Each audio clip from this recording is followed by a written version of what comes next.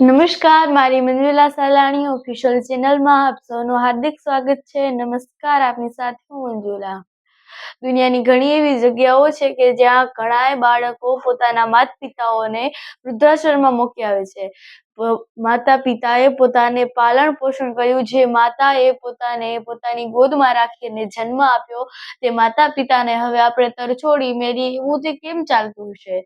નાના હતા ત્યારથી આપણને ભણાવ્યા ગણાવ્યા, આપણું લક્ષ્ય હતું ત્યાં સુધી પહોંચાડ્યા, અને હવે જ્યારે આપણે સમજતા શીખ્યા છીએ, જ્યારે હવે આપણે પોતાના પગ પર આત્મનિર્ભર બન્યા છીએ, ત્યારે હવે આપણા એ જ માતા પિતાને કે જેમણે આપણને મોટા કર્યા તેને વૃદ્ધાશ્રમમાં મૂકી આવશું, આવા વિચારો એવું આપણા મગજમાં કેમ આવે છે? એમ વૃદ્ધાશ્રમમાં તો મૂક્યો તે હેરાન ન થાય, પરંતુ એવું કેમ થાય છે કે માતા પિતાને પૂરતું ખાવાનું ન મળે, માતા પિતાને પોતે કામ કરાવે, ખાવાનું ન મળે, તો પછી તમારાથી કામ નતું થતું હોય તો સમાજમાં એવી કેટલી વૃદ્ધાશ્રમ છે કે ત્યાં મૂકી આવો, પરંતુ માતા પિતાને આવી રીતે હેરાન ના કરો.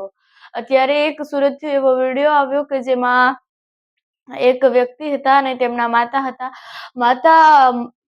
તે દીકરાએ ઘણી લોન લીધી હતી મકાન પરથી, એટલે લોન ભરાણી નહીં, તેના કારણે તે મકાન છોડી અને જતો રહ્યો. તેની પત્ની પણ સાથે જતી રહી અને તેની માતાને અંદર અને બહાર બંને બાજુથી તાળા દઈ અને ઘરમાં પૂરી દીધી. જે આજુબાજુના ઘરના લોકો હતા તેઓને જમવાનું દેતા હતા. કેટલા દિવસથી તેઓ ત્યાં પડ્યા હતા અને પછી એક સંસ્થા આવીને સંસ્થાએ કહ્યું કે માતા, તમે અહીંયા છો, તમને જમવાનું મળે છે? તો તેમણે કહ્યું કે આજુબાજુના લોકો મને આપી જાય છે. તેમણે કહ્યું કે તમારો દીકરો ક્યાં ગયો છે? તો એ કે ઓફિસે ગયો છે. અને એમણે કહ્યું કે તમારી વહુ ક્યાં? તો એમણે કહ્યું કે એ તો હશે ક્યાં ઘરકામ કરતી હશે. ને જ્યારે તેમને પૂછવામાં આવ્યું કે દીકરો તમને હેરાન નથી કરતો, તો તેઓએ એવું ન કહ્યું, દીકરા વિશે તેવું કંઈ ખરાબ ન બોલ્યા. તેમણે કહ્યું કે મારો દીકરો આવો છે તેવો છે, એવું ન બોલ્યા. તેમણે કહ્યું કે તે ઓફિસે ગયો હશે. અને જ્યારે તેમણે કહ્યું કે તમને જમવાનું મળે છે, તો તેમણે કહ્યું સવારે જમવાનું મળે ને, જ્યારે દીકરો ઓફિસે આવે ને તેના ટિફિનમાં વધે એટલું જમવાનું હોય તો હું ખાવ લો, કે નહીંતર કાંઈ નહીં.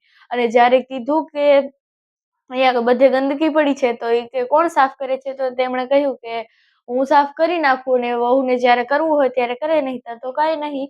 આવું થાય છે. ઘણી વખત એવું થાય છે કે દીકરાઓના લગ્ન થાય છે અને પછી માતા પિતાને વિસરાઈ જાય છે કે જેમણે તેમને જન્મ આપ્યો છે, જેમણે તેમને પાલન પોષણ કરીને મોટા કર્યા છે.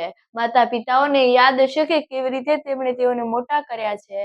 રડતા હશે, કગરતા હશે, પોતે ભૂખ્યા રહેતા હશે, છતાં પણ તેમના દીકરાઓ દીકરીને ભણાવતા હશે. તેઓને સારી રીતે તેઓને બધું પૂરું પડી રહે તે માટેના પ્રયાસો કરતા હશે. કહેવાય છે ને કે પુત્ર કપુત્ર બને પણ માવતર કમાવતર ના બને. ત્યારે આ માતાજી આ જે માતા છે તેનું શ્રેષ્ઠ ઉદાહરણ ગણવું હોય તો કંઈ ખોટું ના કહી શકાય. કારણ કે જ્યારે પૂછવામાં આવ્યું, કેટલું પૂછવામાં આવ્યું, છતાં પણ તેમણે એ જ કહ્યું કે મારો દીકરો ઓફિસે ગયો છે. અને તેમણે તેમના વિશે એ પણ ન કહ્યું કે તે મને સારી રીતે રાખતો નથી, માત્ર તેમણે એટલું કહ્યું કે તે ઓફિસે ગયો હશે. બસ.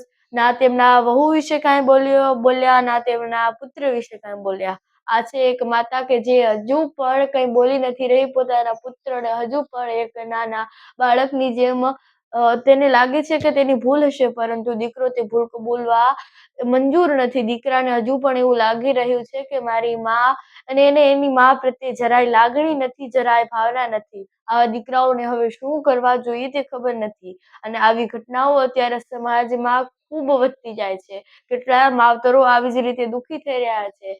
ખરેખર આ માવતરોને આવી રીતે દુઃખી ન કરવા જોઈએ. તેમનો આત્મા કેટલો દુભાય છે તે આપણને ખબર નથી. આપણે શ્રેષ્ઠ ઉદાહરણ જોઈ ચૂક્યા છીએ. શ્રવણ અને રામ તથા એવા કેટલા ઉદાહરણો છે કે જેમણે માતા પિતાની સેવા કરીને ધન્યતા અનુભવી છે. પરંતુ અત્યારના યુગમાં યુવાનોને શું થઈ ગયું છે ખબર નથી. માતા પિતાઓને તરછોડી મૂકે છે. જો તમારાથી ન થતું હોય તો વૃદ્ધાશ્રમમાં મૂકી આવો, પરંતુ આવું ન કરો કે તેમને જમવાનું ન આપો, તેમને સારી રીતે કંઈ પણ ના રાખો ને તેમને તરછોડી મૂકો. તો આ વિડીયો વિશે તમારું શું કહેવું છે? કમેન્ટ્સમાં જરૂરથી જણાવજો. અને સાથે જ મારી મંજુલા સાલાણી ઓફિશિયલ ચેનલને સબસ્ક્રાઇબ કરવાનું ભૂલશો નહીં. નમસ્કાર.